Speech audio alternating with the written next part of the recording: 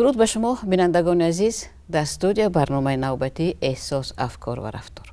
من چون همیشه در استودیو من هستم، مریم دولت، و در خدمت شما و همکار گرامی من محمود کبیر. ما امروز طبق وعده یک موضوع رو قرار دادیم مطرح نماییم که گویا به موضوعهای روانشناسی چندان نزدیک نیست. مقامات قدرتی و مقامات حفظ حقوق، مقام آنها، مرتبه آنها، رسالت آنها در جامعه و مناسبت ما با آنها. و باید اینجا تاکید کنم که این موضوع پیشنهاد شد از جانب نمایندگان همین مقامات. آنها از ما خواهش کردند که ما در این موضوع صحبتی داشته باشیم تا که آنها نیز هم در این مسئله روشنی های برای خودشان پیدا کنند و هم شهروندان هم بدونند که مقامات چیست و کارمندان مقامات کیستند و در این مناسبت ها بین آنها اختلافات چرا سر میزنند. و از این رو ما قرار دادیم که با درخواست آنها را اجرا کنیم و امروز در این موضوع با شما بینندگان صحبتی داشته باشیم. و این موضوع رو ما باید آغاز کنیم از اون که خود قانون چیست، زیرا همه گونه مقامات قدرتی، مقامات حفظ حقوق در حمایت قانون هستند. تا ما برای خودمون معین نکنیم که قانون چیست، به این مسئله جواب یافتن مشکل می شود. قانون پیش از همه این یک بخش حمایت کننده حقوق انسان است. قانون ها پیش از همه برای حمایت ما و برای تنظیم کردن مناسبت های انسان در جامعه تهیه می شوند و همیشه کشوری که در اونجا ولایت قانون هست، در اونجا قانونگرا هستند مردم، اون کشورها خیلی پیشرفته هستند. زیرا مثلا اگر یک چیزی عادی رو بگیریم، قاعده حرکت راه رو بگیریم، اگر قاعده حرکت راه مثلا طرف چپ، طرف راست، چراغک ها، جایهای راهگذر مشخص نباشند، ما با یک در هم بر همی همتای بتوانیم روبرو شویم. زیرا تصور کنید یک شهر دوشنبه ما چندان شهر کلانی نیست. در مقیاس شهرهای بزرگ عالم ما شهر چندان کلان نداریم، ولی در اینجا اگر که مقدار نقلیات زیاد شود و تصور کنید که این چراغک ها نباشند، ناظران راه نباشند، جایهای راهگذر نباشند، چگونه در هم بر هم می شود. من مثلا در یک سفر خودم در کابل این چیز رو دیده بودم که در اونجا آدم ها حقیقتا راه گذر نمی یابند در بعضی محله های این شهر که همین چیز رو روایت کرده نمی شوند، چون من مطرح نشده است این مسئله و این مشکل اونجا هست. ولی اون در اون شهر نقلیات نظر به شهر ما خیلی کمتر است در عین زمان. تصور کنید که و در همه بخش های جامعه قانون همین رسالت را دارد، تنظیم کردن و جابجا کردن حرکت ها، فعالیت ها، عمل ها و کارمندان مقام حقوق اینها چهره قانون هستند. آنها شخصانی هستند که این قانون ها رو حتما راه اندازی میکنند. به آنها قانون خود به خودش عمل کرده نمیتواند. متاسفانه ما در جامعه خودمون یک چیزی عجیب داریم، ما قانون رو همه وقت به خاطر میبریم که حقوق خودمون نقض شود. کسی ما رو رنجاند، ما میگیم که ملیسا چیکار میکنند. ولی هنگامی که ما حقوق کسی رو پایمال میکنیم، قانون رو رعایت نمیکنیم، اون زمان ما قانون رو به خاطر نمی آوریم.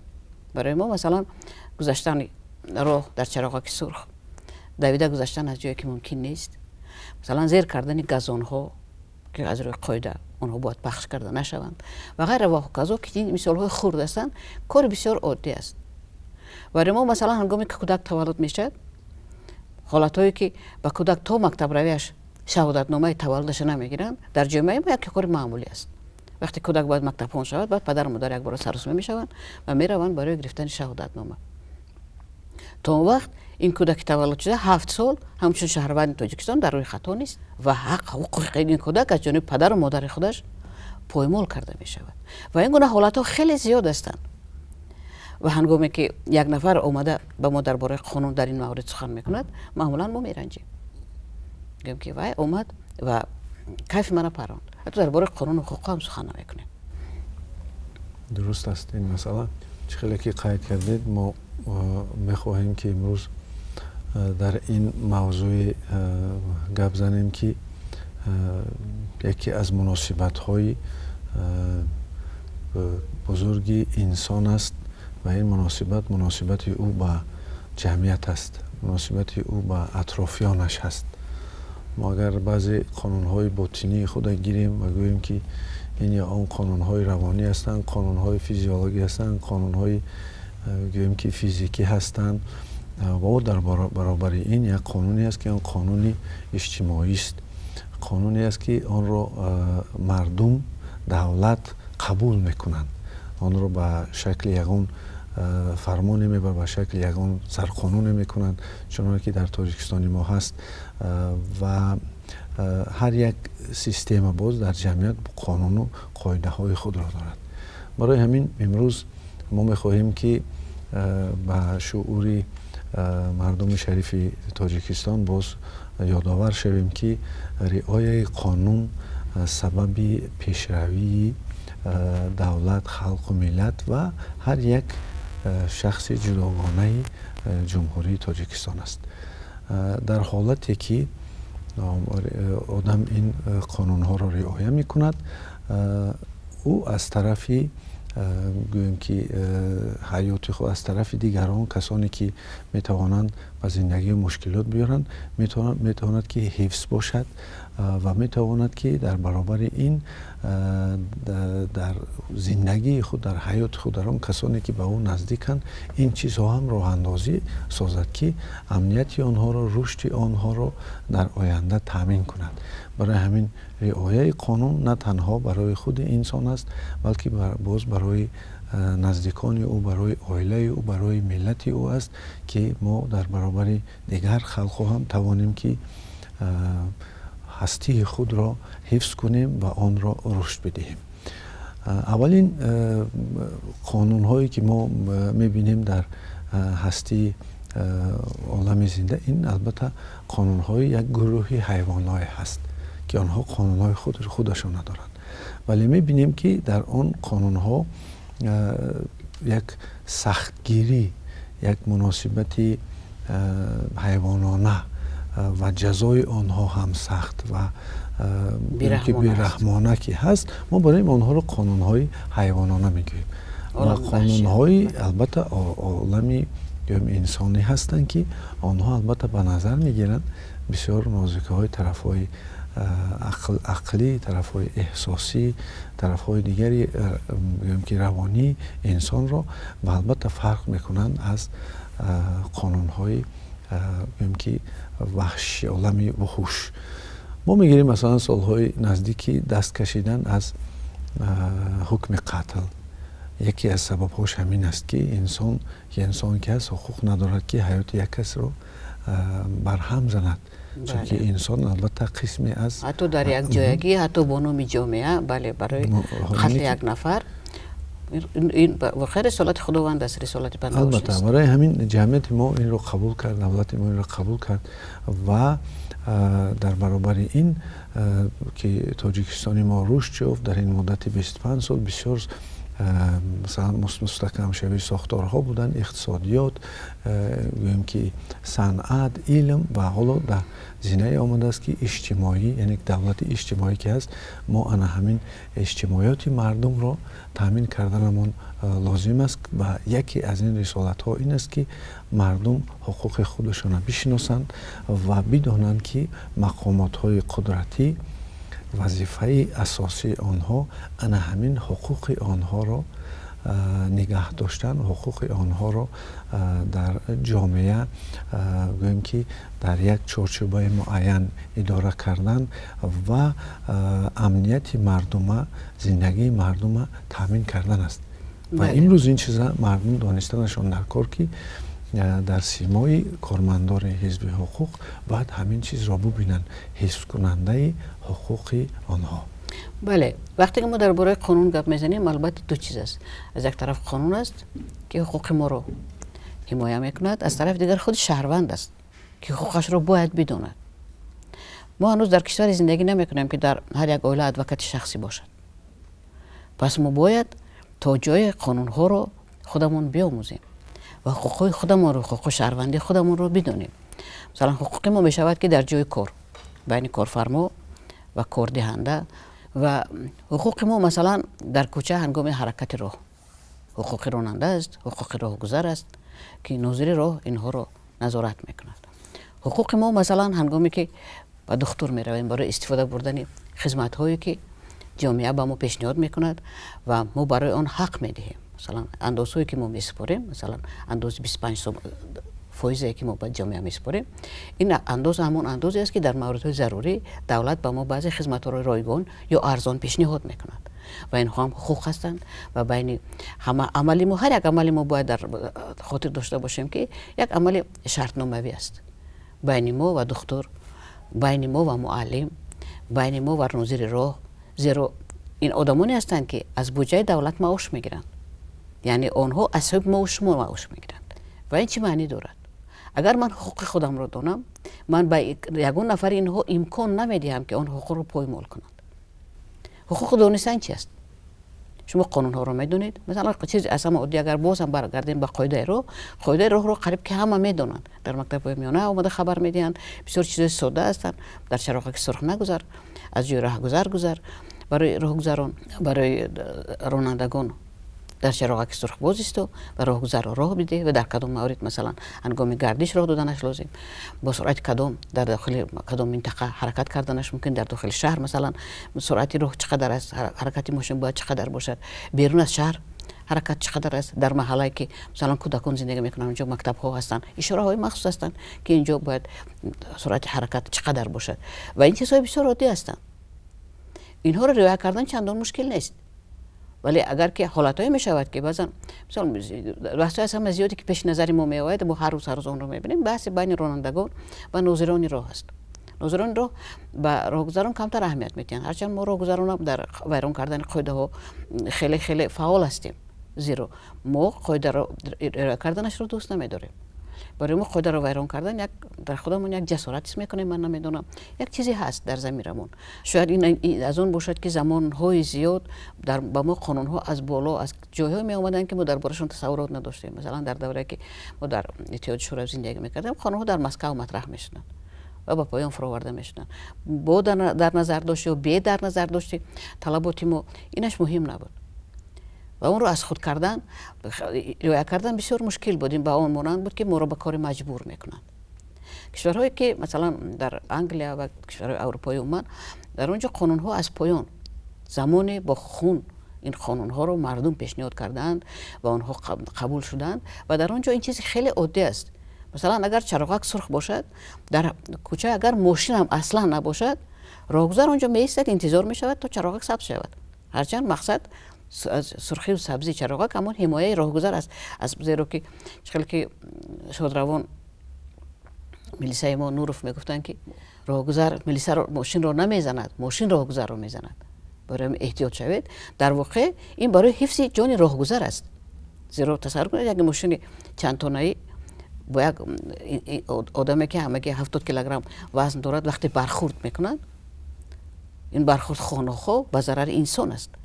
در این صورت قاعده راه همیشه برای حمایت راهگذر است و معمولا وقتی که رانندگان میرنجند آنها خطر ایجاد میکنند. میشود که راهگذر قاعده رو ویران میکند، ولی از اون که راهگذر به ماشین برمیخورد باز هم راهگذر ضرر میبیند. از این رو طلبات از راننده بیشتر است و اگر که و در کوچه ها وقتی که ما از ناظر راه میرنجیم، من بسیار وقت میشود که از خود رانندگان شکایت میشنوم که رانندگان دیگر قاعده راه رو ویران میکنند. اگر خود همین راننده که سر چنبرک ماشین نشسته همون لحظه اگر ناظر راه میبود، چند نفر خودش شاید جریمه میکرد، ولی هنگامی که ناظر راه این کار رو میکند ما از ناظر میرنجیم. حالا که باید به خاطر بیاریم که ناظر راه کی است، همون ملیسایی که هر روز پیش نظر ما است. ملیسا فقط ناظر راه نیست، البته در جاهای دیگر هم هستند، ما اونها رو کمتر میبینیم. ناظر راه پیش از همه یک فرزند همین جامعه است، پدر ماست، برادر ماست و در همون سردی گرمی در نو بسته به روزی که کدام موسم است در همون سر راه می ایستد و اونجا نه به خاطر آن میستد که وقتش خوش کند، اون جای تماشا هم نیست، جای دمگیری هم نیست، اونجا می ایستد برای که وظیفه اش رو اجرا کند و اون معاشی که از این اجرای وظیفه میگیرد ما هممون میدونیم که معاش کارمندانی بودجوی چقدر است. گاهی این تشکیلات شخصی نیست و اونجا پریمیه های زیاد، معاش های زیاد هم نیستن، این بانک هم نیست، ولی این آدم همین کار رو انتخاب کرده است و او رسالتش همین است. البته بعضا گله میکنن که بعضا گویا که ناظرانی رو حقوق آدمان رو ویران میکنن، معیارها رو زیر پا میکنند شاید، ولی آنها هم انسان هستند و در مسئله مقاماتی که باید کارمندان مقامات که وظیفه خودشون رو باید درست اجرا کنند، من گمان نمیکنم که حکومت شهر، حکومت تاجیکستان نمیدونسته باشد. این مسئله ها در وزارت ها مطرح می شوند، مصلحت ها می شوند، سیگنال هایی که از جانب شهروندان می رسد، از جانب تمام وزارت هایی که به آنها دخل دارد، آنها بررسی می شوند. ما می دونیم که شبکه خیلی فعال شهروندی فیسبوک در این مسئله هنگامی که حقوق شهروندان پایمال می شود از جانب کارمندان ملیس سال گذشته دو سه خیلی حالت ها بود که اونجا ویدیو رو پرتافتن، اودیو زاپیس رو پرتافتن و این چیزها، این مسئله ها، این مشکلات از جانب راهبران مطرح شدند. من باوری دارم که گناهکاران جزا گرفتند، آنها میدونند که مردم آنها رو نظارت میکنند و این کاری نیست که دیگر پوشیده باشد. این رو آشکار کردن دیگر خیلی آسان است. یک تلفنی که در کیسه هر یک شهروند ما هست، اونجا جای ثبت صدا هم دارد، ثبت صورت هم دارد و ثبت ویدیو هم دارد. این رو و من گمان میکنم که وقتی که ما حقوق خودمان را میدانیم، ما میتوانیم با هر راه اون رو حمایت کنیم. مهم آن رو دانستن است. وقتی که ما حقوق ما رو نمیدانیم، ناظر رو هم میتواند حقوق ما رو پایمال کند اگر به شرط خودش هم نداند.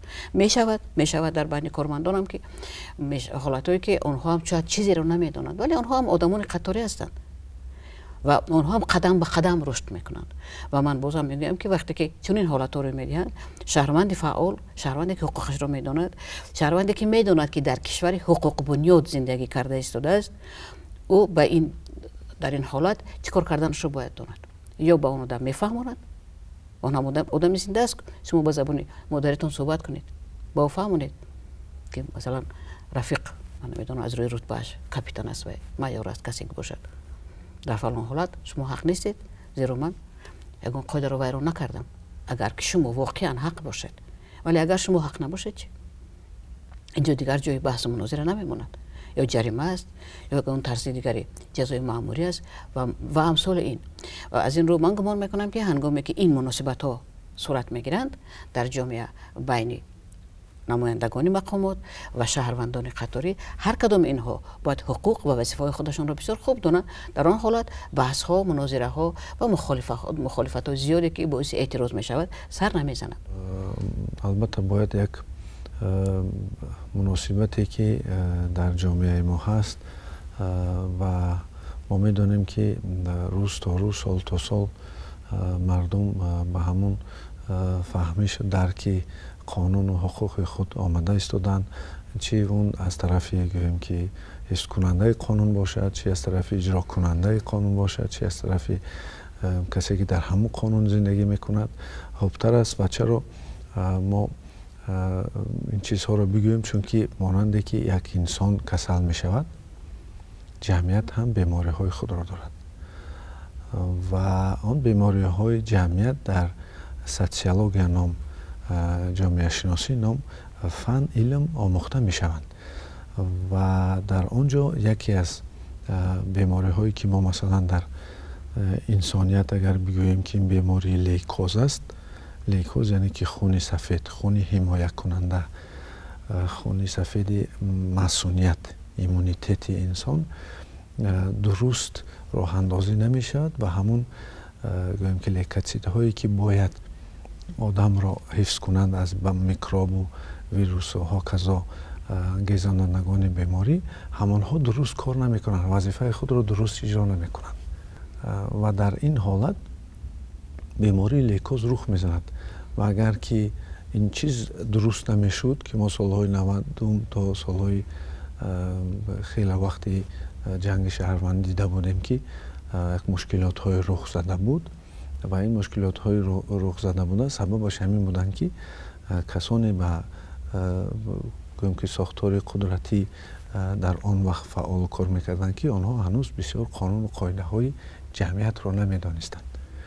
و این سبب البته که این حالا تازه شوی کارمندان مقامات رفته ایستاده است و در برابر آنها رفرم های گوناگون دیگری رفته ایستاده است. از آن جمله آن من فکر میکنم که نامی میلیتسیایی که در ما هست، البته این چیزی خلقی هست، این هم یک معناش همون از دوره‌های کهن هم هنوز بود و اینها کسانی بودند که اختیاری خدمت میکردند و آنها نمیگذاشتند که کسی که قانون قبول شده را نابسته از آن که کی باشد او رو ویران کند، آنها این کار رو نمیگذاشتند و معنایش از میلی یعنی که 1000 لگیون چیزی حربی میگفتند.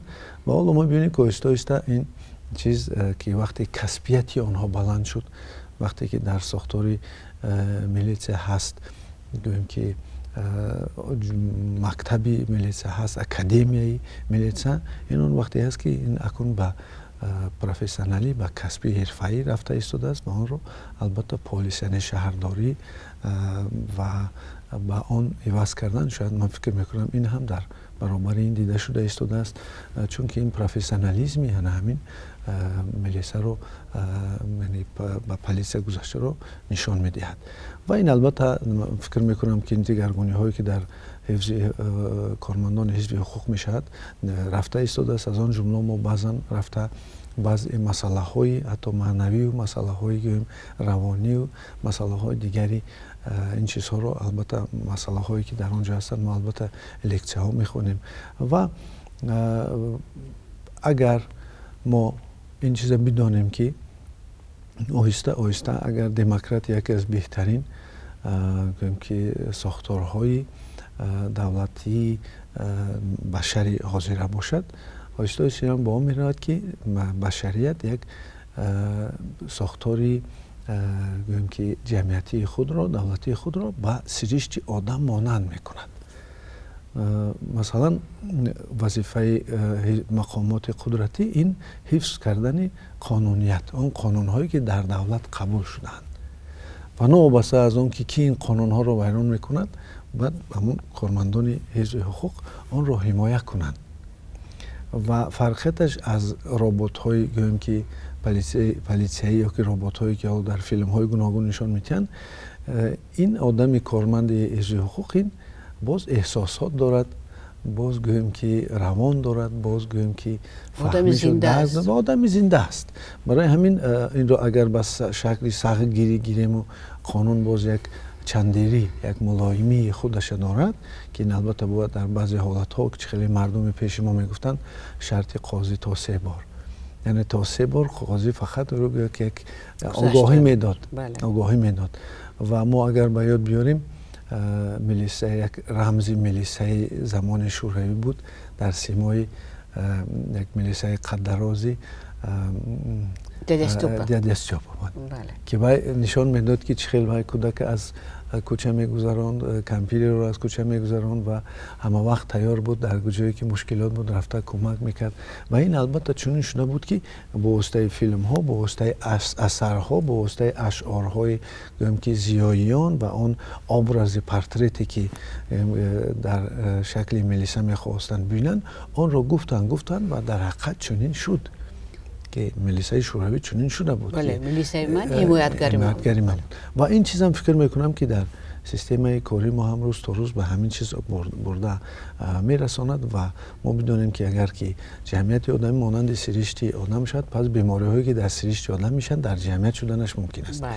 یکی از مثلا بیماری هایی که حالا جهان رو به لرزه در آورده است، بیماری ویچ سپید هست، بیماری نارسایی محسونیت هست که این چیکار میکند؟ همین انتنه های کاری که خودی ها را دینکه خودی خون سفید که هر جا رو تفتیش میکند، همین انتنه ها را، همین شناختنی گویم که خودی ها را ویران میکند و آنها نسبت به آن ویروس هایی که مثلا بیماری هایی که در وارد سرشت انسان میشن با آنها به اعتبار میشن. که تصور کنید که کارمندان حزب حقوق نسبت به حمایه مثلا امنیت و قانونگذاری دولت بی‌طرف باشند، این هم بیماری هست. بله. یا که مثلا بیماری لیکوز گفتیم که درست کارش اجرا نمیکند و خود ایمونیته ما 2 تا مکتبی کلان در سرشت آدم هست. یکی این مغز استخوان است که در آنجا حاصل می شوند همین خون سفید و دیگری که در تیموس در پشت کندک سینه یک حدودی هست که در آنجا اکادمیای ایمونیتت هست. در آنجا آنها رو درس میتین که رفته چه خیل کار کنند. اکنون تصور کنید که در جمعیت هم ملی سهم، مکتب ملی سهم هست و اکادمی ملی سهم هست. یعنی که آنها رو آموزش میتین و سطح آموزشناکی آنها چقدر بلند باشد، همان قدر مناسبت آنها در جمعیت دیگر می شود. چون که خلق همون خویش و تبار خودشون است. تاجیکستان یک دولتی است که قریب همه یکدیگر رو میشناسند، میدانند و این خوب است که ما در این مناسبت یک عائله کلان است در بین دولت‌های دیگر تاجیکستان که ما بعضی دستاوردهای داریم که هنوز دیگر خلق‌ها، دیگر ملت‌ها هنوز نرسیدند. و یک بیماری دیگری هست، این بیماری اوتوایمونی هست. مثلا بیماری اوتوایمونی این بیماری است که خودی خون سفید انسان رفته حجره های خودی سیریشته میخورد. مثلا اگر ما میدونیم که در مقامات قدرتی یک کسانی هستند که آنها مسکه دارند و در حالتهای بسیار مشکل، در حالتهای هجوم تروریسم یا دیگر چیزها آنها پیش راه میبرند و آنها را امان میگویند، سپیتسناز میگویند. در سیریشت ما هم چنین هست. لیکن خطای بیماری اوتوایمونی در چیست؟ اگر که یک گویم که بیگانه اون میکروب باشد، ویروس باشد، یک چیزی بیگانه در وارد خون انسان که در آمد، او را گویا که ملیسه ها داشته میستند. نیم که یک انتیگن ها هستند، آنتی تلا میگویند، آنها رو که همون انتیگن رو میقپند، با اون اگر رفته در پیوند شیند یا که در سطکه گرده ها شیند یا که در کلپن های دل شیند، من در جایی که شیند این گویم که لیمفوسیت های کیلر نام دارن، رفته هم آن چیزی بیگانه رو میزنند، هم آن دو گویم آنتیتلایی که او رو نگه داشتن و هم آن عضوی رو که در آن همون چیز تکشین شده است. مثلا برای پیوند ها گویم که بیماری تیتراب فعال، یعنی بیماری های دل که وقتی نارسایی کلپن ها هستند و وقتی که ما میبینیم گلومرولونفریت نام بیماری هست که سببی در پیشاب خون پیدا شدن، انا یک سببش همین است که خودی خون سفید حجره ها را هجوم میکند. ببینید این خصلت خون رو دیده شعوری که اون چنان کرده است که در بعضی جاها این خونی سفیدی هجوم کننده رو اجازتی در آمدن نیست. در مغز سر اجازت در آمدن نیست، در گویم که مرمرک چشم، در تخمدان ها، یعنی که در آمدنش ممکن است، چون که او میتواند آنها رو بیگانه حساب کرده بخورد. و تصور کنید که در جمعیت هم وقتی که از یک طرف شهروندان خود را ندانند و از طرف دیگر کسانی که حقوق را حمایت میکنند با کارهای دست زنند که چنین بیماری ها را در جمعیت بیارد، پس از این معلوم می شود که این یک بیماری اجتماعی هست که تبابت خود را میخواهد. و این تبابت، یگانه تبابتی که در جمعیت بیماری های او گم میشند، این خبردار بودن از وظیفه و وکالت و مسئولیت و آن قاعده و قانونی که او اجرا میکنه، یعنی که آموزش. بله. در نتیجه پینر هم باز آموزش کردن سبب بیان میشد که چنین دولتی که حالا هیچ کس ندارد، مثلا ما دموکراتی امریکا رو دیده ایستادیم که پیشپا خورده ایستاده است و مشکلات های زیاد روبرو شده ایستاده است. عصر 21 رو اون دموکراتی جوابگو نشده ایستاده است. ما در انتخابات مثلا پرزیدنت آنها دیدیم که دموکراتی آنها هم امروز ها پیشپای خورده ایستاده است. پس از این برمی‌آید که چیزی که چرچیل گفت، سروزیر دوره های جنگ بزرگ وطنی بریتانیا کبیر، که دموکرات چه خوب نیست ولی از آن خوبتر روی انسانیت فکر نکرده است. امروز ما فکر کردیم، آن رو برآوردیم که بهترین ساختاری که است این با سرشت انسان مانند بودن دولت هست. سرشت انسان چون که یگانه چیزی که بسیار در تجسم بزرگی شعوری کیهان نشان می‌دهد، این که سرشت انسان است و این بیماری ها از بین میروند. و ما باز چیزهای دیگری پیشنهاد کرده میتونیم که جهان بشریت به این چیزها نیاز دارد و ممکن است. من بسیار وقت میبینم در نتیجه گویم که به دست مثلا کارمند حزب خوب باید احساس خودش نگاه داشته تواند. چند چیزهایی که ما دیدیم مثلا آنها از اینقدر کارگری خوب 10-20 سال کار کرده است اینقدر کارها پیش رفته که حالت میشد که احساس خود از دست میتید و این سبب اون میشد که مشکلات در کاری او میشد و شکایت از بالای او میشد و این سبب اون میشد که از در جای کار خود تنبیه دیدنش ممکن است. برای همین این چیزا آموزاندن و در این ساختارها وارد ساختن روانشناسان و پای در هم لکچه ها و مثلا واخوری ها با متخصصان و همه این که ما البته چندین مراتب حتی در این مثلا دعوت شده ایم این سبب اون میشد که ما باز انا همون امنیت تنجی خود رو باز خوبتر نگه می‌داریم و باز ما در چشم مردم جهان باز آن افضلیتان برتریتان چیزهایی که برای انسان مقدس هستند آنها رو نشان میدیم.